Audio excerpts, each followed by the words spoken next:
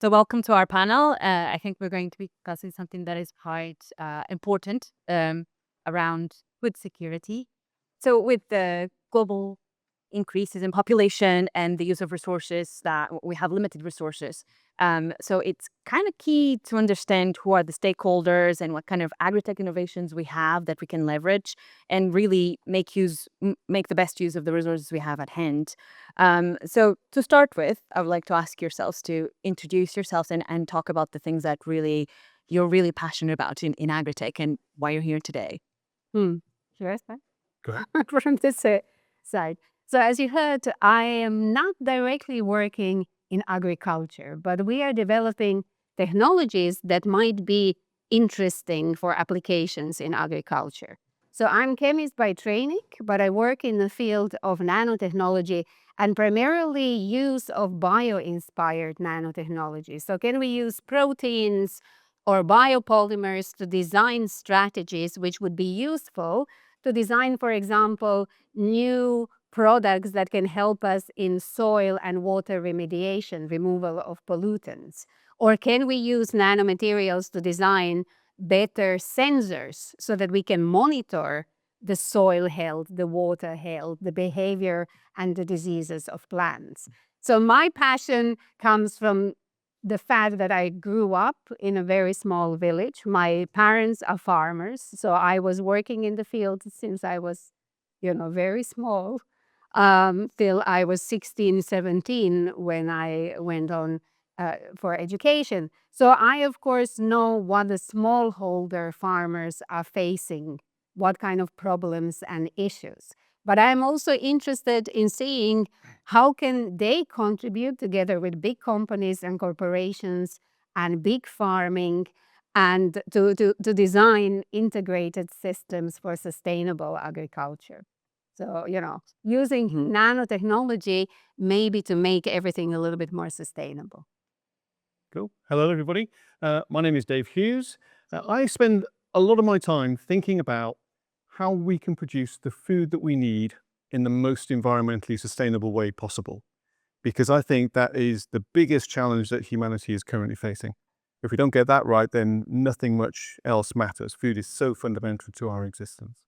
And my role is all about thinking how new technologies might help us with this, recognizing that new technologies are not the exclusive answer to everything, but they can help. And so how might they help in the future? And that's kind of my job to try and think about that and figure that out. So I work for Syngenta, global multinational agricultural technology corporation, biggest in the world. The biggest R&D site we have in the world is based in the UK, and that's where I'm located. It's just out to the west of London in a little village called Jellet's Hill. I've been there for 30 years now. So my background is as a chemist. I'm a synthetic organic chemist by background. So I did that for 10 years, and I kind of shifted diagonally up the organization into a role in biology, thinking about genetics and biochemistry and enzymes and all of that kind of stuff. Did that for 5 years, and for the past 15 years, I've had a sort of broadly innovation-focused role, thinking about how to set up collaborations with external organizations, thinking about foresight, thinking about open innovation, all of that kind of stuff. So they're really trying to leverage external sources of innovation in order to make the world a better place. That's been my job for the past 15 years. Hi everyone, my name is Cristobal. I'm the CEO founder of Microendo. My background is biotechnology engineer. I come from Mexico for the Universidad Autónoma de Guadalajara. We already have the company in the US. We are based in Virginia. We are in Mexico City, Guadalajara, and Bogota in Colombia. So I am a passionate about biotechnology. I am an entrepreneur, of course, and I like so my thing is like I started this company because my father used to be a farmer. So I trying to help you with understand why the plants start all the disease, no? So I understand the microbiota plants. So the microbiota plants is really important. I don't know if you know, but for example, just the human have 2.5 kilograms of microorganisms inside of your body. So it's the same for the plants. The plants have a lot of bunch of different microorganisms.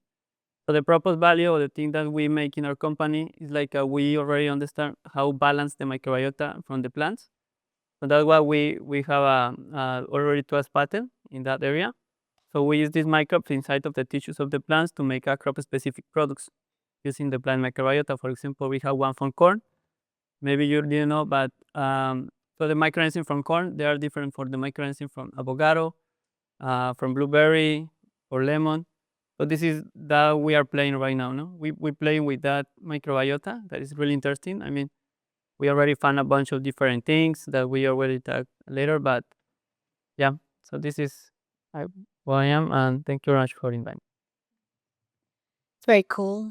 I thought something that could be quite interesting to do, since we have a good mix of the panelists from academia, industry, startup, would be to address some of the essentially the myths and the challenges that we hear so much about around agritech.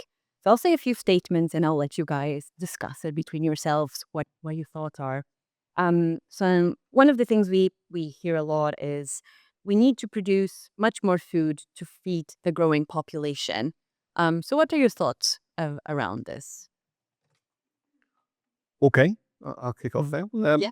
I think we know quite a lot about exactly how much food we're going to need now and in the future. So the United Nations, for example, tracks this kind of thing quite closely.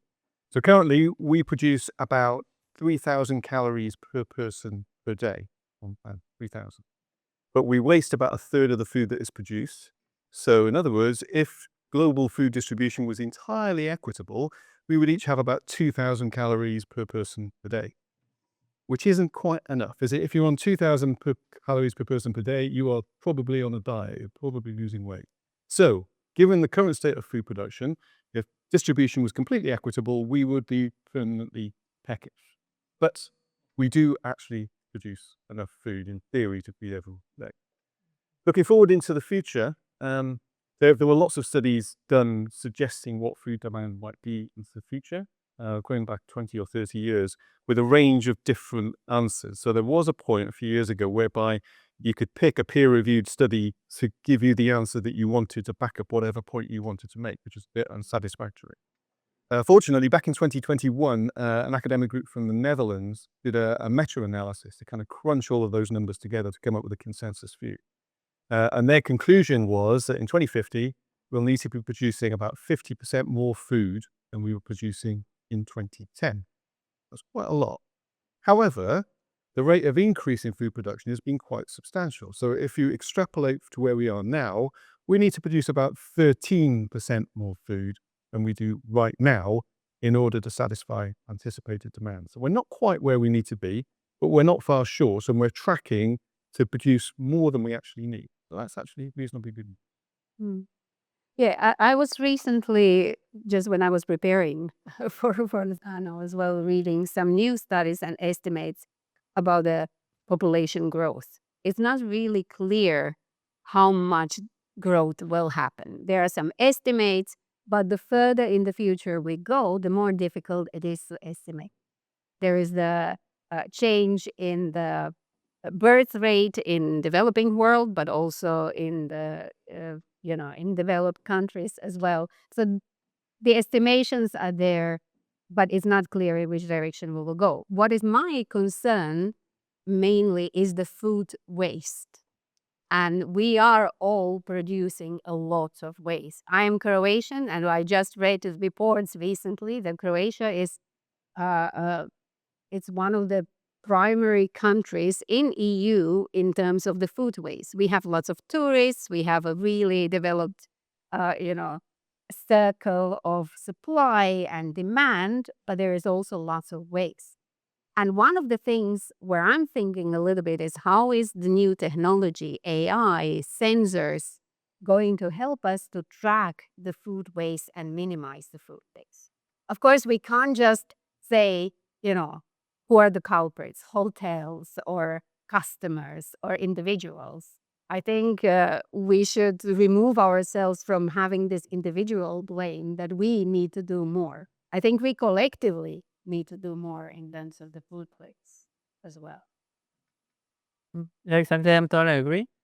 I mean, I traveled for a lot of part of the world, and I mean, the production of the crops, we are really good right now. But the thing is, like you always say, the waste.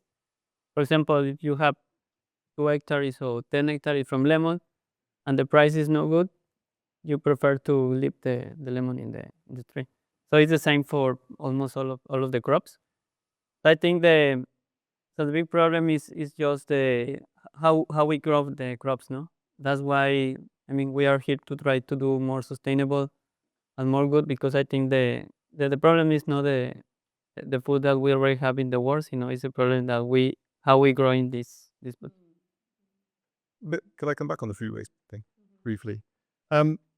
So this burst onto the public consciousness in 2011 with a report from the United Nations saying that we waste about a third of our food, 1.3 billion tons of food, I think it said. And all of a sudden, people were very much focused on this. There was a United Nations panel set up in 2015 that produces reports every single year. Knowing that this might well come up, I looked at the 2024 report just last week. And it says that we still waste a third of our food, 1.7 billion tons, because of course we produce more food now than we did in 2011.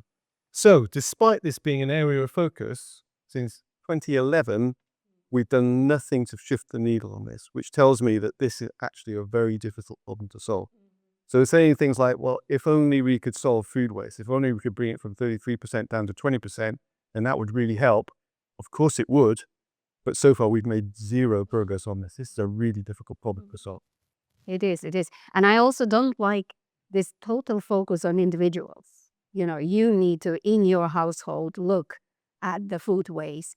There is lots of talk about that. But of course, the problem is much, much bigger, as Chris said as well. Incentives to the farmers, the prices, the global political issues as well, which we need to tackle. So much, much more complex, it feels. We could technically feed everybody with proper supply chain management, avoiding food waste, more equitable access and distribution. People, is that why we are saying that there's a lot of social, economical hurdles that make this very, very difficult to tackle? Yeah, I think that's better. There was something that was touched upon in terms of high-tech farming. So another statement would be, only high-tech farming can solve future food shortages. How do we feel about that? Well, I have strong feelings about this. I mean, I, of course, always like to embrace new technologies, and we need to do this, and we can't escape the technologies either. But we should also not forget that we have been farming for thousands and thousands of years, and we also have some strategies which worked. So the combination is always the key. I don't believe personally that there is black and white. There is always a mix of solutions. And definitely some high-tech solutions will help. And I have a friend that works for a fair trade organization. So she works a lot with farmers in Madagascar.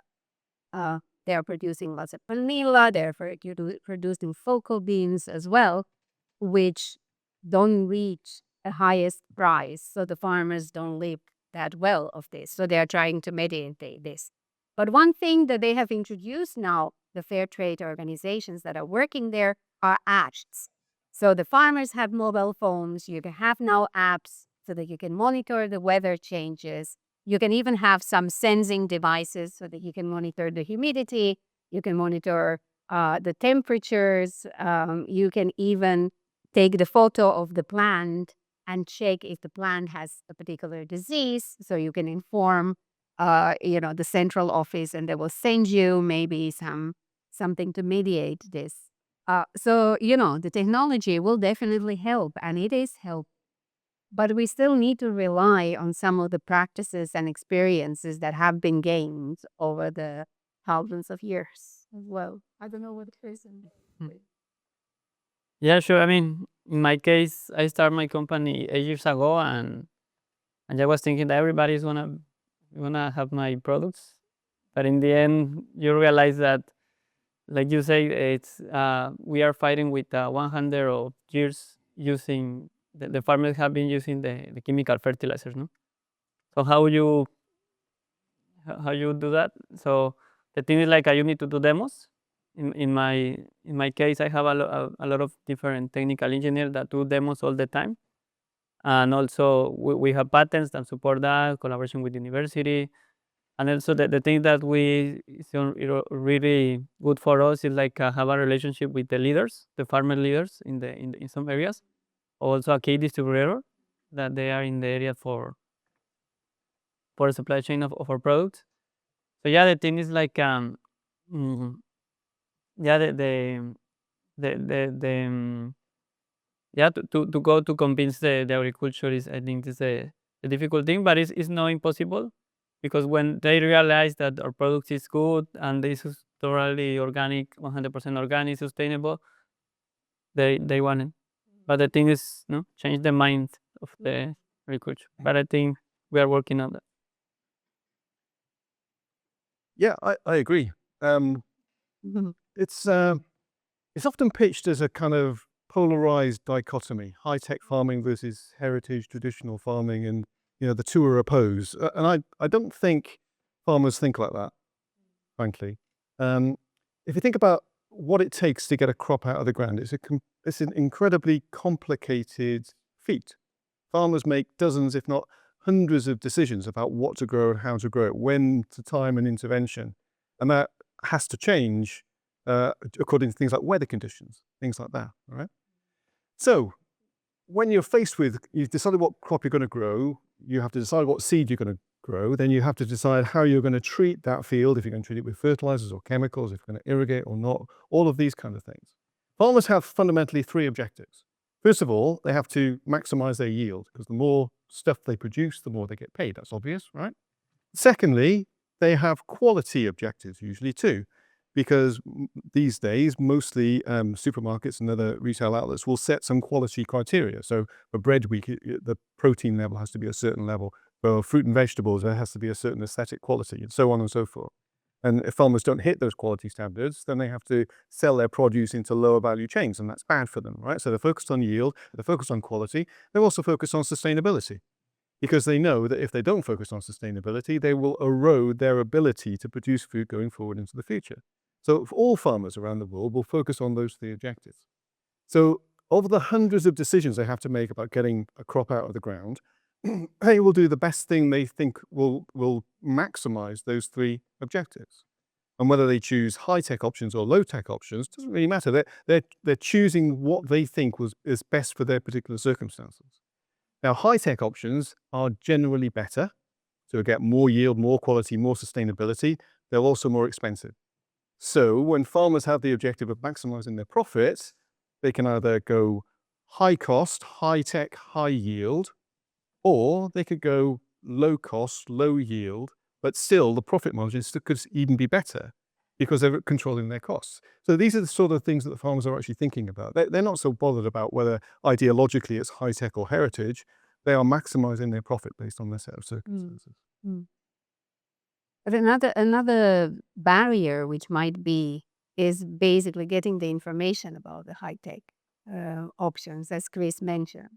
There are many options in development. They are maybe applied in certain areas of the world, but how do you spread the knowledge of them to a larger global, globally distributed farming practices?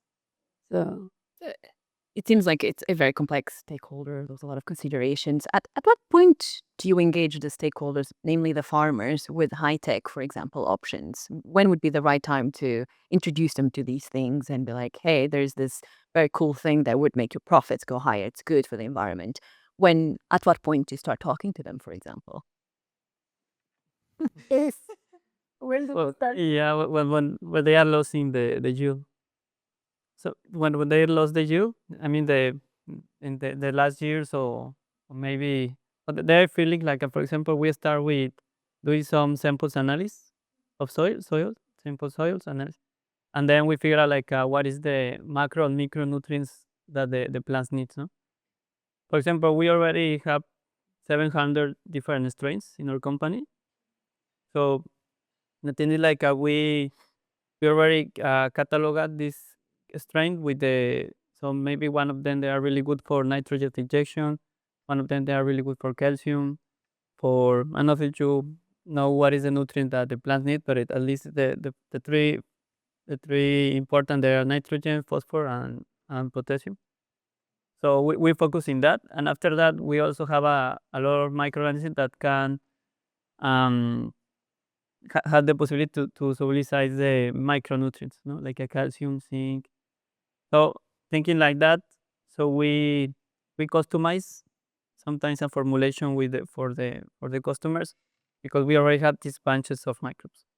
And this year we patent another microbes that can sequester the CO2 from the soil. This is really interesting. So that they can take with some enzymes, they can take the carbon from the CO2 from the air and the sequestrates and mineralize in the soil. And then we put another microbes that can block these minerals and convert a nutrients for plants. So we are working right now in a technology that we call self-sufficient plants.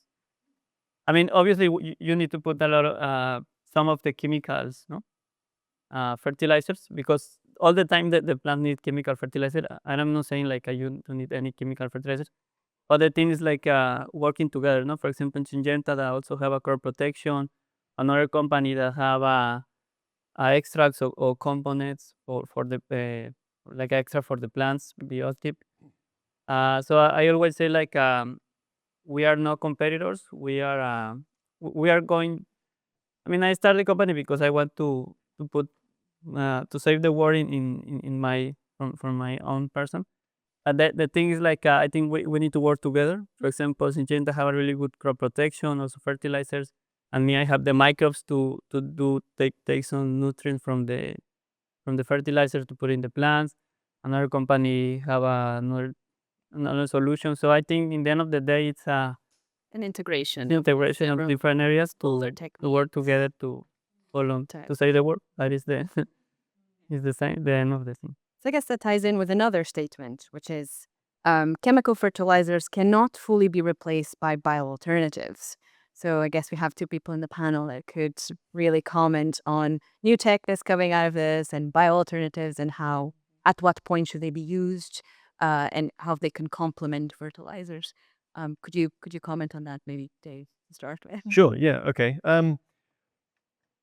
I agree with what Chris says. So they can go some way, but they can't completely replace. So I'm a chemist of background, right? So I take a fairly atomistic approach to fertilizers. So plants are the world's best chemists. They construct themselves in all their glorious molecular complexity from essentially atomic starting materials.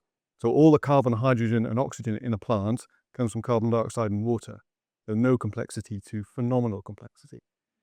Every other atom in a plant has to be sucked up through the roots from the soil. The nitrogen, phosphorus, sulfur, all the different metals they need, right? So in terms of accessing those atoms from the soil, nitrogen is the key one. It's probably the most important addition that you need. And that can come from nitrogen in the air around us. So there are bugs that can convert N2 into soluble forms of nitrogen that the plants can utilize. And I guess your products probably do some of that. We've got some products that do that too.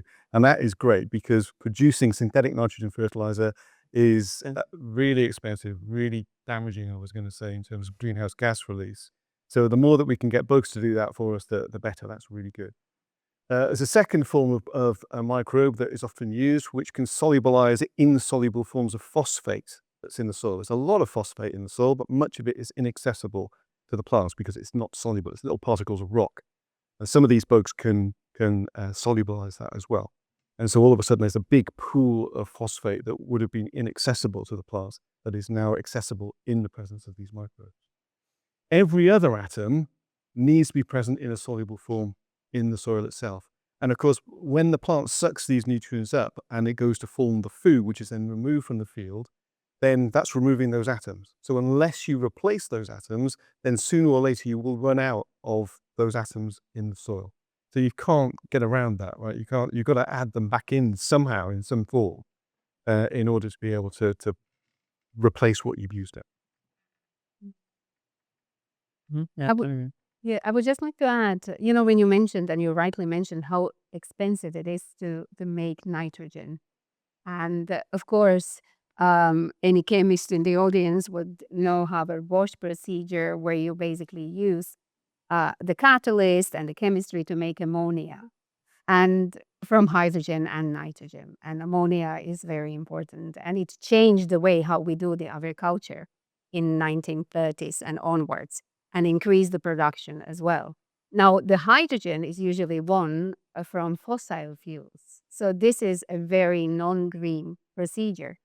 So in Cambridge and other places as well, now there are lots of efforts how to make green ammonia so that you can produce, for example, ammonia by getting the hydrogen from water using special catalysts and strategies. So you get the green ammonia, which you can then use for the fertilizers.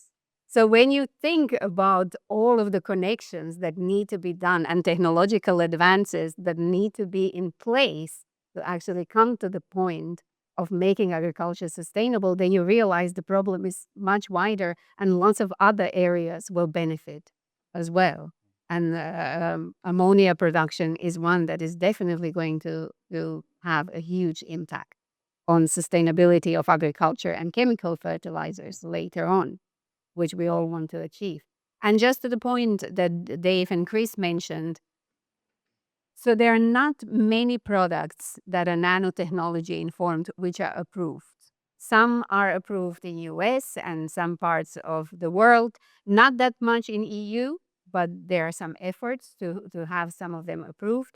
But there is also a way how the nanostructuring and nanotechnology could help us to get some of the essential micronutrients to the soil. For example, zinc is one of those that can be really rendered much more soluble and much more accessible to the plants if used in the nano formulation.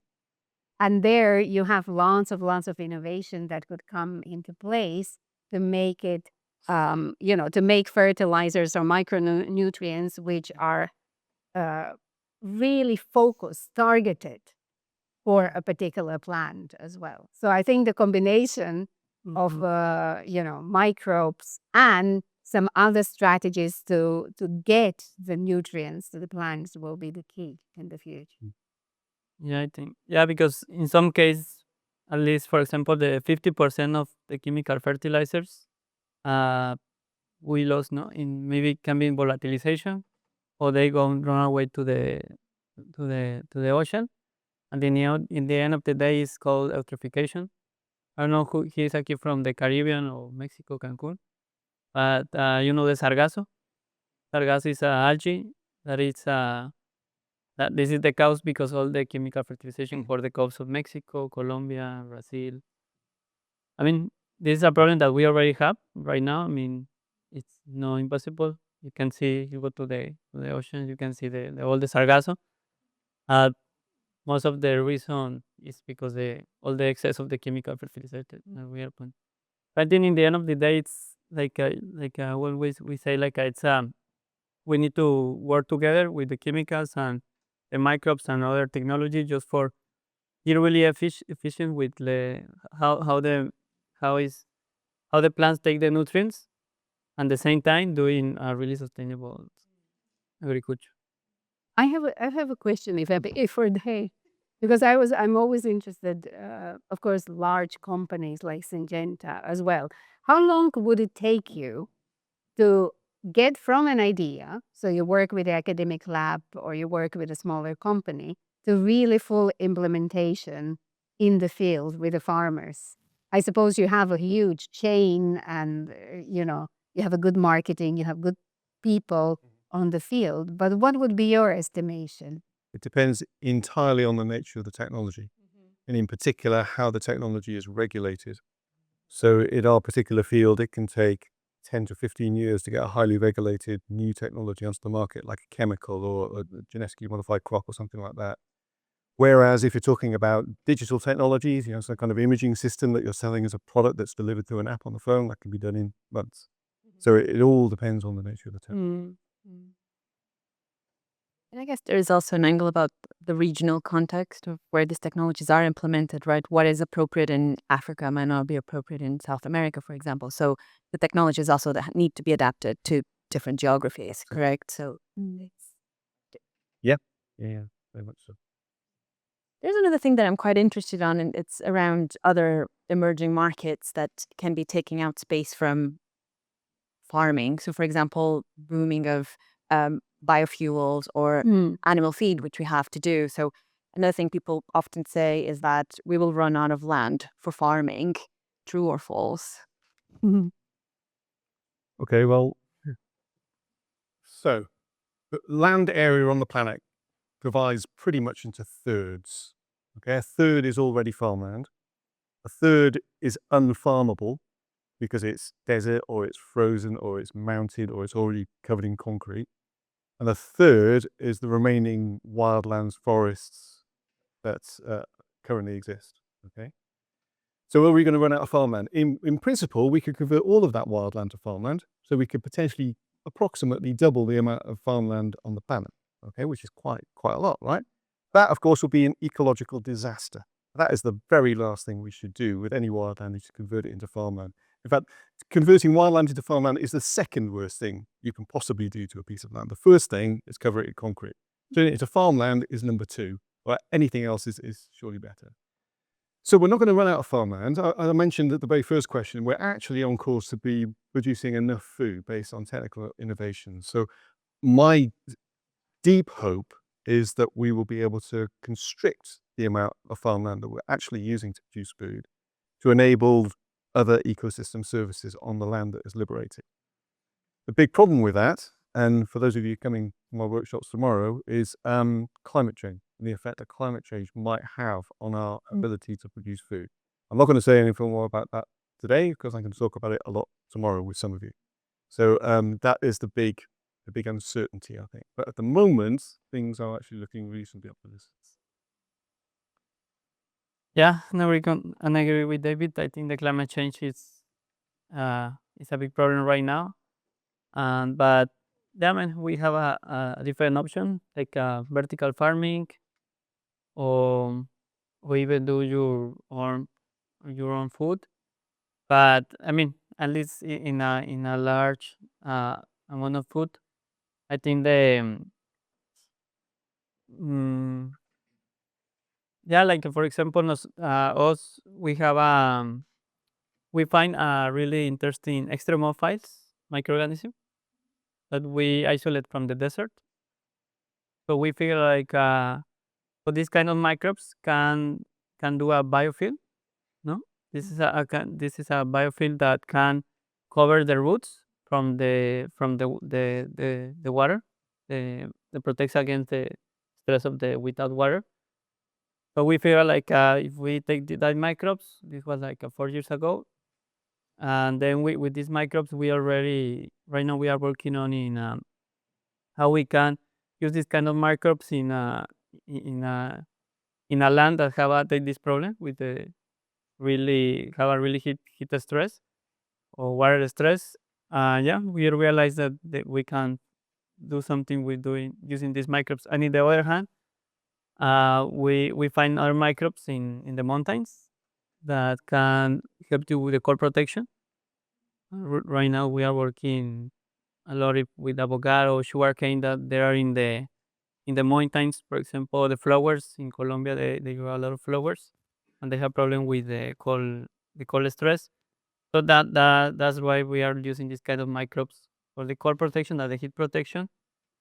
And like I always say, we don't invent anything. The only thing that we go is to the logic. So if you want to find a microbe that can help you with the core protection, just go to Antarctica or go to the mountains. If you want to find a microbe help you with the heat protection, just go to the desert. So the thing is like a microbe they already have the answer. I mean, just in our company, that we love the microbes, and like yeah, I would say you can find you can find all the answers in the nature. Mm. It's just, we like microbes as well in the lab. So they provide us with lots of interesting molecules that we can use Yeah, for formulations and polymers. But I'm also interested when we mentioned the climate change, and of course, we don't want to steal the thunder from tomorrow, but it's diseases as well. I think, for example, protecting the plant and feeding it is one thing, but really, how are we going to tackle all of the fungal diseases that might emerge or spread even faster as we are changing the climate and the patterns as well? insect pests too. They're more mobile than diseases, so they're an even bigger problem because they can fly. Fly. So yeah, that's a real issue. Yeah. I So mean, working out what is going to happen where in the future, given shifting climate, temperature is reasonably predictable, rainfall less so. So it's going to be disruptive to global agriculture in ways that we can't fully foresee at the moment. So interesting times. Did you come across something, Liliana, on that space of material sciences allowing plants to be more resilient? I mean, there is one interesting, of course, example from microbes that some of my colleagues are also working on. So there are extremophiles spore bacteria, for example, bacteria that can protect themselves in the extreme conditions. When it's too hot or too cold, they will form a shield around their body. And this shield is entirely made of proteins as well. So some of these proteins can be really damaging to insects, for example. So, for example, something that was inspired by these shield-forming proteins is now used as the insecticides, as a natural insecticides to be sprayed, because these bacteria and these coats can be grown in the large amounts. So this is something that I find always interesting and always mention to my students, how you can find a lot of things in nature. But I just wanted to add, if I may, one thing about the space and are we running out of the land. One interesting example that I was talking about recently is Detroit, the big city in the States, where it was known for a car industry and large factories and lots of people living there who worked in these factories. And of course, when the car industry crashed, lots of people moved away. So there were huge areas which were left empty. What is happening now is the whole movement of urban farming in Detroit, where smallholder farmers are actually using the land that was, used before to build the houses to grow the vegetables locally, so that the other people who are living around can come and take the vegetables and fruits. They can contribute with certain amount of money, or they can just buy the things.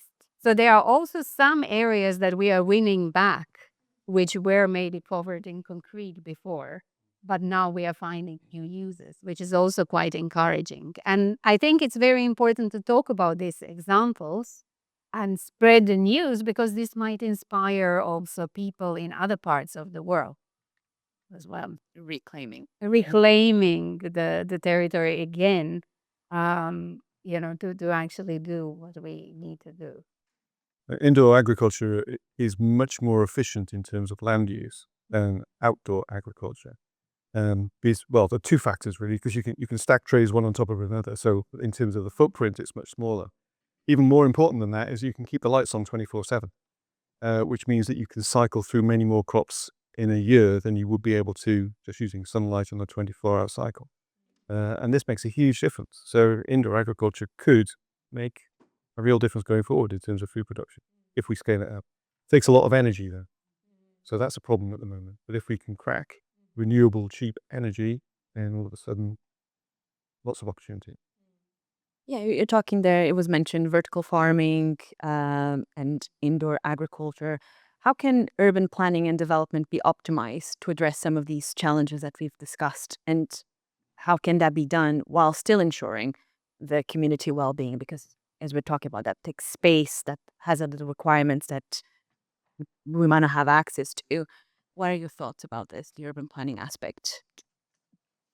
We kind of covered that, didn't we, really? I mean, I suppose in terms of urban planning going forward, if we give some consideration to how the people living in those spaces will access their food in the future, not relying on, agriculture way over there, producing food and transporting it here. Are there better options in the future? And taking that into account when you're actually planning building in the future, I think that might be the way forward, because there are now these options that exist that maybe they didn't 20 years ago. Is retrofitting these technologies, is it a problem? Are there a lot of solutions around this? Because I imagine having to retrofit can be quite tricky. Right? It has been done. There are places in London, yeah, under the archways and railway arches in London, there's an urban farm, I believe. So yeah, it can be done. It can be done. I mean, the whole idea, which might be controversial, of 10 minutes cities where you have everything what you need for a really comfortable life within the city, you would have in the 10-minute rate, so that you don't need to rely on public transport that much, but you create these neighborhoods. So implementing within this urban planning, and we will have the urban population is growing. We will have more and more people living in big cities, but taking this into account as we are passing the policies of urban planning, so that we, within the 10-minute city, we create vertical farms or we have urban farming strategies. This would, of course, I don't think that would take that much of changes in the way we think about architecture. Architecture is becoming very important as well, and they are thinking a lot about implementing some of these strategies into the cities. No, I just think like also I think that the same way that we plan in the cities, we need to plan how we grow or which crop we grow, and this is gonna it's gonna be really useful for the price and avoid the food waste. I just remember, if I may add one example, I really love reading about the history of Balkan because I am from Balkans, of course, and it's a complex history. But recently I came across the story of Austro-Hungarian planning and agriculture. Austro-Hungarian Empire was controversial. It was an empire, so not everybody who was within the empire was happy. Croatians were not very. But there were also some good things, and you needed to feed lots of people that were living in the Austro-Hungarian Empire. And one of the initiatives they had in Croatia is they would plant, when they were building the roads, they immediately would plant lots of fruit trees next to the roads, so that people, as they would travel the roads, would have at a certain periods of the year something to eat. So this was a really clever planning as well. So all along the roads from Vienna to the south to Rijeka, which is at the seaside where the ships would be landing, you could still find the traces of some of these plants, trees that were pears and apples, cherries. So they were planted in such a way that they would give fruits at the different times of the year, so that people who traveled, they could then immediately have something to eat, because of course you travel then much longer. This is also a kind of a sign of urban planning or planning, taking into account the needs of the people as well. So something to draw inspiration from. There's one resource that can have a fun about, which is water. And of course, better soon. So what role do technological innovations plays in pressing more scarcity and water pollution, which is a big problem or not? And I talked about in what are some of the successful examples of ECU should advise. See how we get this built. Like here, what we already talking about the sargassum, no? Is most of the problem. I mean, this is the end of the problem, no? But Yeah, and then the night. exactly the eutrophication. Looking forward into the future, with climate change, we might anticipate more rainfall. More heat means more evaporation, means more moisture in the atmosphere, means more clouds, means more rain, right? The uncertainty is exactly when and where and how that rain is going to fall, and whether it's going to be the same as today, almost certainly not. It's going to change, isn't it? So there may well be more fresh water available in the future, but we're not entirely sure where it's going to be. And so we need to take into account some kind of contingency that might help us deal with this. And I think some people are taking this quite seriously. I know that there's a mass transfer infrastructure that's been built in China to take, billions of tons of water from the wet south up into the plains in the north, and that's already been in place. So China have taken this seriously from a long time ago, already built that kind of infrastructure. A lot of people are thinking about things like desalination, which again is another energy problem. So it takes a lot of energy to desalinate water, but if we can crack clean, cheap energy, then that might be a solution too, as well as trying to make things like crops more intrinsically resilient to less water. drought tolerance and that kind of thing. But I think you have to be realistic about the extent to which that will be successful. No water equals no crop, right? There's nothing you can do about it. You need water to germinate a seed, right? And so there are limits to how intrinsically resilient I think you can make agriculture, but you can certainly move in that kind of direction. I think we have to do all of these things because the uncertainties are too great and the price of inaction is too profound. Mm. And of course, I mean, one of the aspects that we partially cover in our research is also, cleaning the water. So how do you develop the technologies that will really remove the pollutants or, the pesticides or fertilizers from water as well? And I think there are some advances that have been made. Of course, we do have clean water despite having a huge urban centers as well, but there is a much more that we can do. And microbes can again help us as well. So the case of pollution that stems from the fashion industry. So in the part of Asia where the fashion industry or dyeing of the textiles is based, there is lots of pollution that ends up in water. So you have double, the pollution. One is from fertilizers and pesticides, and another one is from the fashion industry, from textile dyeing. And there are some microbial solutions that can help us with those productions as well. So not only in the final stages when the pesticides and fertilizers are already in the ground, but can we actually, prevent the pollution even earlier when we are producing those things? So there is a company that stemmed from the Cambridge University that developed the microbes that do the dyeing of the fabrics. So instead of using the chemicals and lots of organic solvents to dye the fabrics, you can have a bacteria that releases the pigments and the enzymes. And so you dye the textile. 95% of water that comes from that process is clean. There is nothing, there is no pollution in there. So there are really technological advances already in place. The issue is now, of course, implementing them, making them profitable enough so that many companies will adopt them. I think this is also something where we need to kind of be aware of, that it's not only about how sustainable technology is, but how profitable it is and how easy to implement and scalable. So some of the nano filters that are in place, they're of course really efficient, but the problem is how do you manufacture them at the same quality? Graphene is very often also mentioned as one of the carbon-based material that can be used for filtering the water. But then again, you need to really scale up the production of the graphene to make enough filters that will do what they're supposed to do. And then we have some photoactivable strategies to clean the water where you are using the light and photoactivable materials so that you can really degrade the harmful chemicals, but then you need energy. So again, there are really positive examples, but a little bit more effort and governance also needed.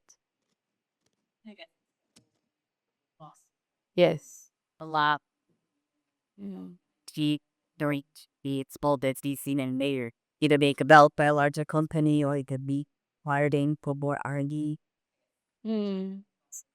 I think in the interest of time, I'm gonna open the floor because you questions any thought.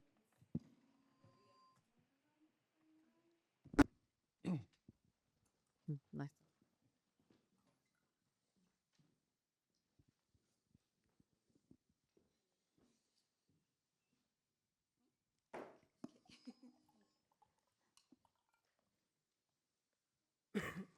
Um, okay, thank you so much for your speech. It's very inspiring for us.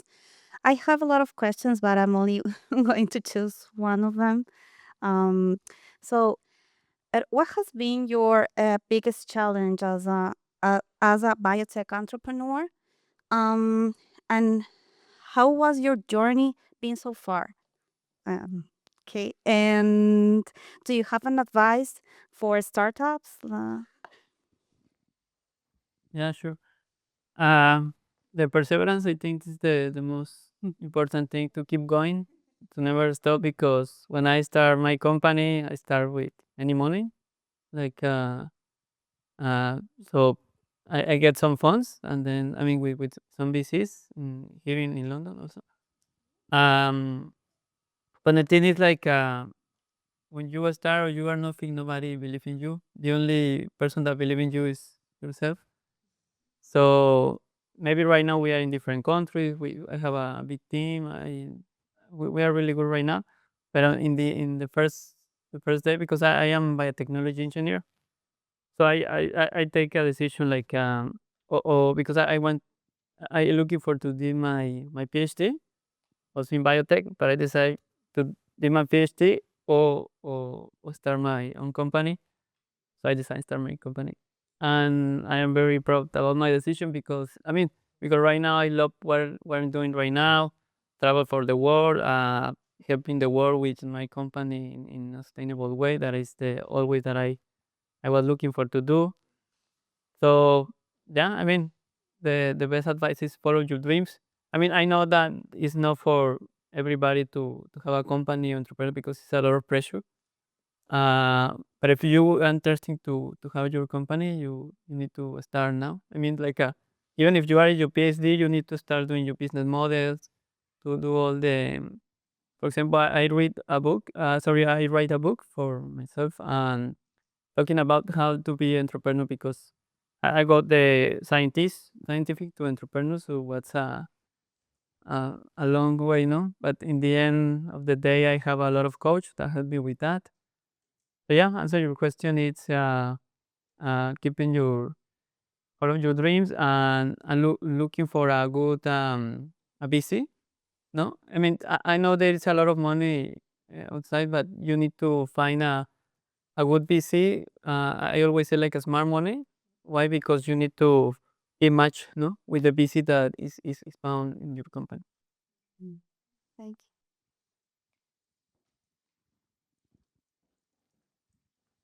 Thank you for that enlightening talk. I'm Jayan. I'm a PhD student in the life sciences, so I don't have much background in food production and resource. Yeah.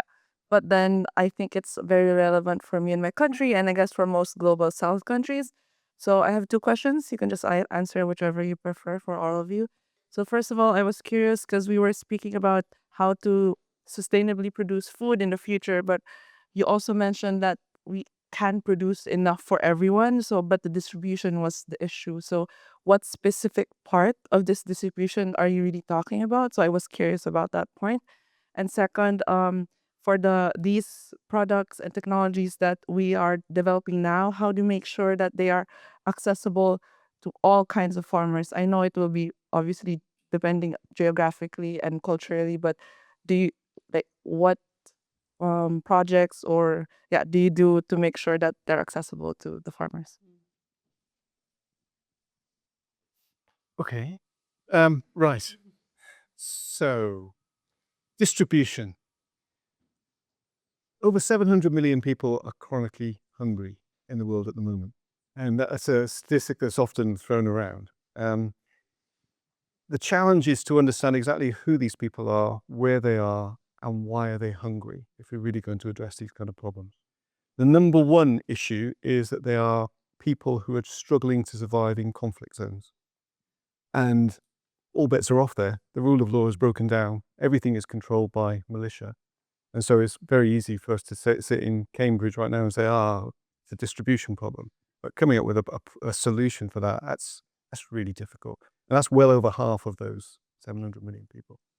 Another big category is in areas which are not closely linked into the global food network. So there are regions where most of the food produced within that region stays within that region. And under normal circumstances, that is fine, that's plenty. But if something goes wrong, the lack of connectivity means that there is no resilience in the system. So if crops fail, for example, for a number of years, then all of a sudden it's difficult to get food into that region. This is a distribution problem, but again, it's not easy to solve. It's not like picking up a phone and saying, I'd like another 100,000 tons of wheat, please. It's much more difficult than that. And also in those parts of the world, there can be the other problem of influxes of people, refugees coming from or fleeing whatever they might be fleeing, conflict or climate change, disaster, whatever it might be. So a number of people in that area, which it's difficult to get more food into, all of a sudden means there's not enough food to go around. So there's two categories. The third category is in every society, there is a distribution of income. And so the question for every government is, how do you make sure the people at the bottom of that distribution have enough money to be able to access the food that they need? And that's not obviously a distribution issue. I was reading last week that there are 14 million people in the UK, one of the richest countries in the world. 14 million, quarter of the population, went hungry at some point in the last year because they couldn't afford to buy food. So in the UK, how can that possibly be? But that's a policy issue, right? It's not a distribution issue. So it's complicated. It's difficult. It's difficult. The second part of your question was about technology dissemination, I think, wasn't it? Is that right? So, I mean, speaking from a corporate point of view, it's very much in our interests to make our technology available to as many people as we possibly can, because we want to sell it, right? Obviously.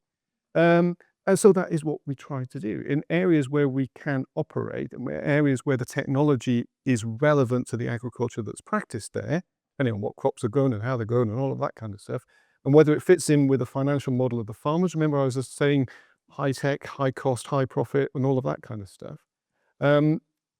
It's in our interest to try and make that technology as accessible as we possibly can. And as a result, we operate in something like 160 countries around the world. So there aren't many countries in which we don't sell our products. And that is typically because we simply can't access, we can't operate there. That's the problem. So it's very much in our interest to do so, but sometimes it's too hard, too difficult.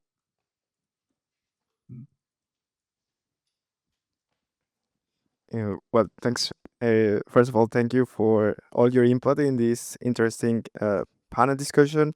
So I have a question. So my name is Carlos, and I'm originally from Mexico. So maybe this question is gonna go for Chris. So as a Mexican and also with a background in biotechnology, I'm just wondering, how do you? Because I'm remembering from my class on my undergrad studies, like genetic engineering, we're having this project, and then trying to ask people without this knowledge into biotech, like whenever they hear about GMOs or these kind of things that is anti-natural, they're just scared. And then like my question is like, how do you educate or convince farmers to go with your microbiota strategy, first of all?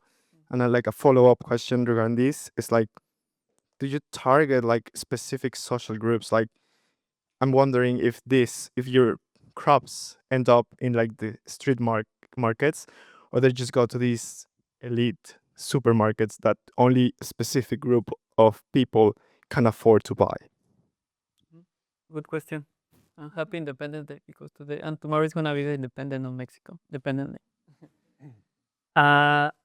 Yeah, I mean, so first of all, we don't work with GMO, sorry, because we work with wild type microorganism. So that means this the microbe that we isolate from the plants or from the soil. So we don't modify anything. We just select. So the thing is like we do in our laboratories, we isolate bunch of different kind of microbes, and we select the microbes for the characteristic that we are looking for. I mean, we don't have any strange regulation because we don't modify any microbes. And the second thing is like yeah, we focus in. For example, we first of all we start focusing in corn, no, but even in Mexico, Brazil, Colombia, US, the people in corn don't put a lot of money in the cost production. So then we start focusing in a high value crops, no? Like avocado, berries, also agave. Agave is a plant for me tequila. We have a bunch of different customers in the tequila area. So the thing is like we focus in this kind of crops that have a more much value, and they have more regulation also because they are regulated more with organic and more sustainable things because they sell in a lot of all the world. For example, here in Europe, they have a really strong regulation about the chemical that you use, and everything need to be more organic or sustainable, or even right now they are working in a CO2 or neutral. No, it's another important thing. So yeah, we start focus more in high value crops. And the other question is how we realize to the classroom to the end of the to become a company. Uh, you just need to like answer right. You need to find the correct partner, VC, that believe in you, and next you need to keep following. Can I just follow up on that very briefly and challenge an assumption that was implicit in your question, and that is no farming is natural. Farming is a relatively recent innovation. First evidence of farming was 10,000 years ago. First Homo sapiens hit the planet 300,000 years ago. For the first 290,000 years of our species' existence, we didn't farm. Right? So there is no natural farming. All of the food that we ate today, nothing like that exists in the wild. It's all been optimized by plant breeders over the years to produce the food that we have today. There's no such thing as a wild cauliflower or wild broccoli. You know, the wild ancestor of those crops looks nothing like that. It's like a little bushy, scrubby kind of plant. You know, it's been Corn. optimized. Corn. Yeah, From Mexico. yeah. It's completely unlike anything that we eat. So nothing that we eat is natural. Farming is not a natural process. And so we've got this kind of mindset. It's a marketing spin, really. And people are trying to make us buy natural stuff. None of it is natural. Anyway.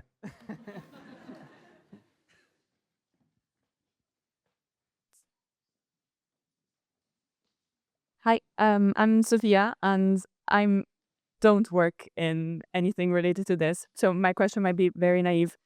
I'm originally from Italy, and I know outside the coast of Liguria, there's a place called Nemo's Garden, which is basically like a greenhouse underwater. So I was wondering if that's actually a thing. Is this happening elsewhere in the world? Is there research in that sector? What's going on? It is. I mean, I just know I'm not an expert either, but Birgit should be here. We had a colleague who is an expert in aqua farming as well and other practices. But yes, actually, there is lots of innovation happening in terms of using, creating the farms on the sea. And, this ties in very well with all of these technological advances that we could have, floating farms. I think also in Singapore, I definitely know that they are creating floating areas to produce the energy. And there is also some farming that is happening in the Singapore area. So it is definitely a thing. And this is one of the technological advances that will definitely be helpful. But again, we need to, pros and cons in that aspect as well. Do we actually need more land, or do we need to win more areas where we do the farming? What can we gain? What can we win? How much energy do we need to use to do these things as well? I think this is important. There might be a challenge with photosynthesis as well. You need light, right, to grow plants, especially red light. So plants are green because they absorb red light and blue light, leaving the green light in the middle, right? So how do you get the red light from the outside down to the bottom of the sea? Something Yeah. Hello, my name is Peter. I'm a researcher from University of British Columbia. Quick question. I'm not really in this field as well. I'm a medicinal chemist. But you mentioned food wastage, and that's something that struck me that, in 2011, there's 1/3 of the food is being wasted, and in 2024, even though we produce more food, there's still a third of it being wasted. And we're talking about how to optimize the process of producing food and making technological advances. My question is, first of all, if you just can get a good perspective about what is the most attainable thing that we can probably do to reduce food wastage? And did you learn something over this, I guess, 13 years? First on an industrial scale, maybe, and something that we can do on individual scale, just that we can actually help the problem if we can.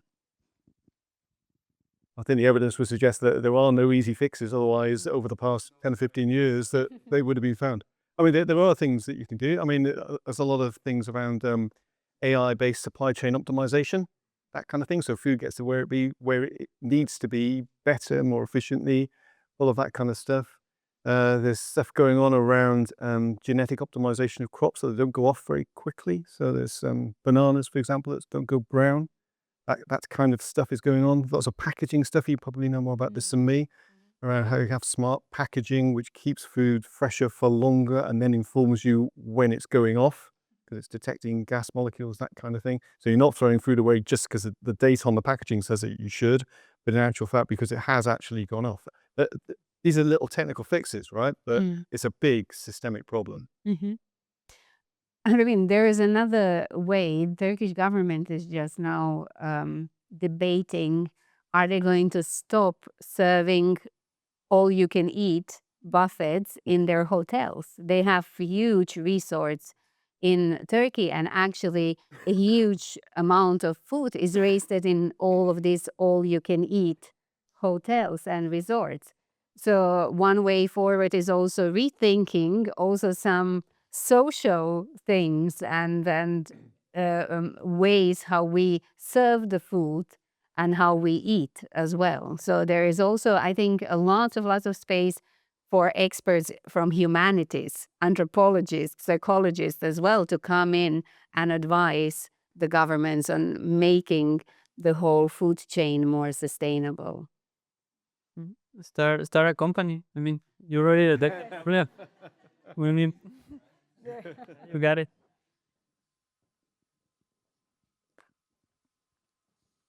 Hi, love the discussion. Dennis from Norway. I have a question for each and every of you. And the big question is about water and land challenges. And you know, it takes 6 to 7 years to build a venture, a product, and go and start doing something actually with the idea. And my question is, what should we address now or even yesterday that will, benefit in 6, 7 years lifespan in terms of land and water access? And please speak subjectively from your personal background and experience. Thank you. Yeah. I mean, that's a really tough question from a standing start. Normally if you're an entrepreneur, you've got the germ of an idea that nobody has thought of before, and then you try and build a business around it. Asking such an open question, I'm struggling to know where I would go there. I mean, things like, artificial intelligence there's so much potential there. Loads of people are working on it, but it does seem to be the real deal, I think. So what might you do with that? If you had a bit of expertise, how would you leverage the availability of such technologies in order to reduce food waste or optimize supply chains or whatever it might be? Those are people are thinking along those kind of lines. But it's got to be something nobody's thought of before, something you can do better than anyone else, and that will be highly investable from my perspective. I don't know what it is. I don't know what you've got. Yeah, I will not go down that area and proposing one solution. But what I'm actually quite interested in, and we need to really think about, and Chris is thinking, and Syngenta is thinking, is the soil health. So how do we preserve? We need to start working and thinking about this now. What does it mean, the healthy soil, and how do we keep it healthy and sustainable for a longer period of time? The integration of sciences, of course, and engineering and governance is very, very important. And we are not very good at that at the moment. So this is, we have lots of conflicts. The world doesn't look as a very comfortable and cooperating place right now. I still think it's not that bad because we do have cooperation.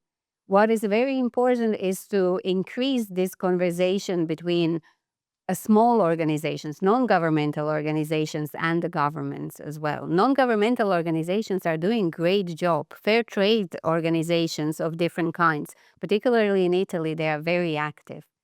They have the whole supply chains built where they go directly from farmers to big shops where you can buy the things, cutting the middleman.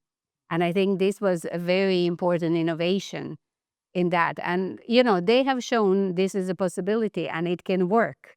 And farmers are happier, the shops are happier, the customers are happier because they pay less for good food. So we need to be also proactive in talking about the positive things and highlighting what can be done and what has been done already. But for me, soil health and the access to clean water is something where I also think the nanosensors and nanomaterials can definitely help as well. Yeah, I think that we need to work together. For example, like David, the in Syngenta are working really hard with the crop protection using biologists. No? I am working also with biologists, but working in the nutrient for not take the nutrient for the plants. Maybe some other guy are working in the food waste, also plant change. I think in the end of the day, it's like I always say, it's we need to work together because it's a bunch of different things. I mean, I can do everything, and even Syngenta, it's a big company, can do anything. So we need to have different startups. That's why I push to the young generation to start working because I mean we know that we think that some of the things they are already covered, but like already realized that it's a big problem right now with the food waste. No, so even it's a lot of opportunities. So I think we need to work together to get the thing that everyone want the saving the world. No? The next at least the next 50 years. I like this idea. Do the startup now, tomorrow. And I think this I mean, maybe you will fail, maybe you will not, but just building that idea, I think this is very important.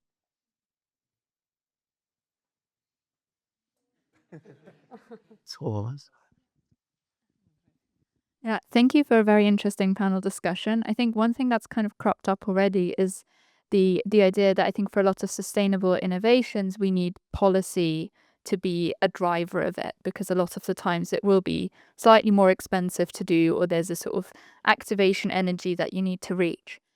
And in combination with that, we have this sort of strange combination where sustainable policies seem to be combined with, as you were talking about over there, with traditional or like natural things. And my question really is, how can we rebrand the agri-science and the biological science as something that isn't against these other green ideals? How can we make it all one conclusive step into the future that actually, GMO organisms can be very beneficial, and we do need some levels of fertilizers. So yeah, I guess what I'm really saying is how can we rebrand the science that you guys are doing to make it more aligned with the other things that people who are advancing sustainable methodologies are sort of talking about? I will answer for that. So then it's like the pharmaceutic, no? Obviously, right now it's a sustainable ways like probiotics or another kind of I don't know compound from plants, no, for being more healthy. But at the end of the day, if you are dying, I mean, you need to take some pills, no, like or take some chemicals treatments. So the plants is the same, no. I always say like if you had a really big problem with some insect or some pathogens, you need to apply the chemicals, because if you didn't apply, you lost your crop. So it's like you lost your life in the pharmaceutical. So and so we are now fighting like I mean I think that the idea is to work together, no, all the time, because some of the times you need to apply the chemicals because you don't have any option, no, because you need it, like the humans in the pharmaceutical. So so I think it's like a combination and mix, no, like David said, like even right now anything is natural, but the idea is to become more natural, but in the same way we need to have some money, no, because obviously the farmers sometimes they don't have any option. They need to apply the chemicals because they have all the insects, all the pathogens in their crops, so they need to apply it really quickly. And so they always, I say, like it's a combination, no, it's a integral way to grow the crops, like using chemicals, organic, microbes. So yeah, it's a combination like the humans, like depend of the case, no? What you need to do. It's a really hard problem. Okay, so much to say about this. Right then, so basically, agriculture today is much more sustainable than it's ever been in the past per unit productivity, which means, like, if you've got 2 loaves of bread in front of you, conventional loaf of bread and organic loaf of bread, the conventional one has less environmental impact than the organic one. Most people think directly the opposite. The reason is land use efficiency, because the yields are much lower with traditional forms of farming, which means you need much more land to produce the same amount of food, but we're using much more land is a disaster for the environment. So if you take that into account, then modern day farming is much more sustainable than it's ever been before. But that is not the perception. But of course, for somebody like me working in a big corporation saying our technologies make food much more sustainable, nobody believes us, obviously, because we would say that anyway, wouldn't we, right? So, well, obviously we haven't come up with a solution. So if you've got any ideas, I'd love to hear it, frankly. But, make the arguments on scientific grounds, because you can come up with the mathematical arguments which show this. And papers, the guy from Cambridge, Andrew Banfield, has used loads of things. You're well aware of this. So it's scientifically true, but in this day and age, that doesn't necessarily mean that people believe it. And that's a real shame. We're in a difficult situation. I mean, yeah. So the same as they would say, it's a hard question because, of course, we can lose many battles. If you are trying to put the scientific arguments there, it, of course, takes you a time to build this argument and present it. And the times are really fast. Information flow is very fast. So what I say also to some of my students is don't wait for somebody else to explain the things. You explain as well, wherever you can, understand what you are talking about, have some arguments, do TikTok posts, Instagram podcasts. We are just starting our own podcast now because we realize, hey, people would probably like to go to the source of information, but we need to present it in a nice way, in a digestible way, not just through the publications and scientific papers, but really in approachable way. And this is where, again, our colleagues from humanities are really helpful. People who understand the social trends as well can work with us. But yeah, we all need to become activists, really, and not wait for somebody else to do the things.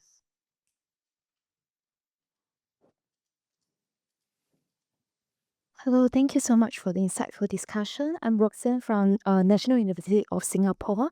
Yeah, coming from a healthcare background, I'm just wondering, you mentioned that the main objectives for farmers are like equality, sustainability, as well as yield. I'm just wondering, is there an objective set for not only producing enough food, but also healthier option food, and also how to make the healthier options more affordable? Yeah, because very often we recommend healthier options to the patients, but they can't really afford it. Yeah, thank you. Yeah. Well, the healthiness of food is part of the quality equation, right? So if we're thinking from the farmer's point of view, they're producing crops to a certain set of objectives to maximize their own individual profit, but they're selling into a food chain. So that food chain is responding to demand from consumers. So if consumers want healthier food, whatever that means, that's a complicated question, right? But whatever that means, then farmers will respond because they'll get paid more money for producing crops that will feed into that food chain. So it's all kind of linked through. You might argue that it's not working particularly well. There may be market failures here to do with exactly what do you mean by healthy. And I think, well, certainly I'm witnessing the debates in the UK. I think we often get it wrong. There was a long time when we were focused on fizzy drinks. But there's nothing wrong with fizzy drinks per se. It's sugary drinks that were the problem, but we were focused on the fizz. So what about orange juice, which has got more sugar in it than Coke? Yeah, but all of a sudden orange juice became healthy because it's got vitamins and stuff in it, but anyway, very confusing. And we're doing the same kind of thing now about ultra-processed food, right? Ultra-processed food is bad for you because it tends to contain sugar, fat, and salt. as flavor enhancers, so it's delicious to eat, so we're tempted to eat too much of it. The number of processing steps is irrelevant, right? The biggest processing step that happens in your food is when you swallow it. I mean, not to put too fine a point on it, your food changes quite a lot the moment you swallow it. Yeah. Anyway, let's not go there. So the number of steps makes no difference at all. So there's a lot of stuff around healthy food, and it seems to have moved beyond the ingredients of the food, which seems strange to me as a scientist, because the food is essentially a highly complex mixture of ingredients that your body deals with in certain ways. Some of them are good for you, some of them are bad for you, most of them are indifferent for you. But you need to get that right. The context of your diet is really important.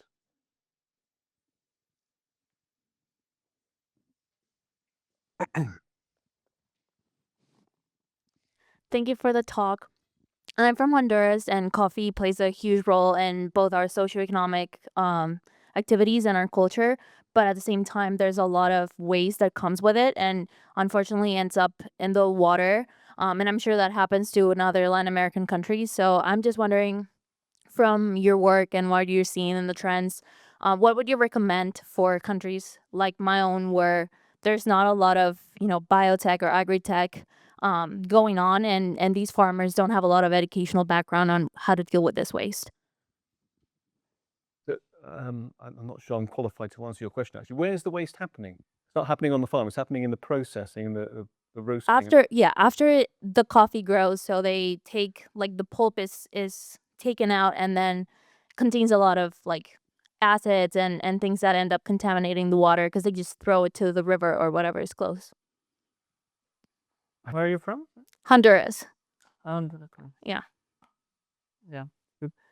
Yeah, I was when I in Honduras, in Costa Rica, and Guatemala, in a coffee farms, and the thing that I see is like they used to do like a compost with that thing that, and yeah, and do a regenerate agriculture and more sustainable, like because some of the times, so or my advice for that kind of farm or agriculture is like they need to have they need to find a customer that have that pressure, no? Because some of if you want to export to US or even to Europe, th- they they need they have a lot of regulation that checking all the how you do all your agriculture, so the regeneration of the CO2 neutrals. I think the way that the Latin American work better is where they have the pressure of the regulation of the of the customers. So I think it's a good idea to present some customers here in Europe or the US that have the regulation, and they can pressure to be more organic way sustainable. There's a lot of focus in seeing what value can be extracted from waste streams in general, so there will be interesting chemistry going on in the pulp and the stuff that's just being disposed of. So just chucking it away is probably the least imaginative solution that you might come up with what might be actually quite a valuable resource, depending on exactly what's in there. I think this is all we have time for right now. So please join me in thanking our speakers for the very thought-provoking conversation.